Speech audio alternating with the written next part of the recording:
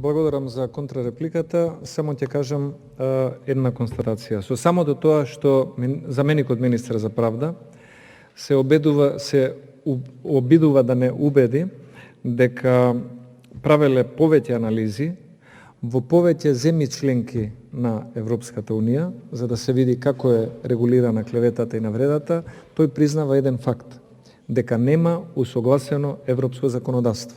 Инаку не би имало потреба да се прават анализи за повеќе земји членки.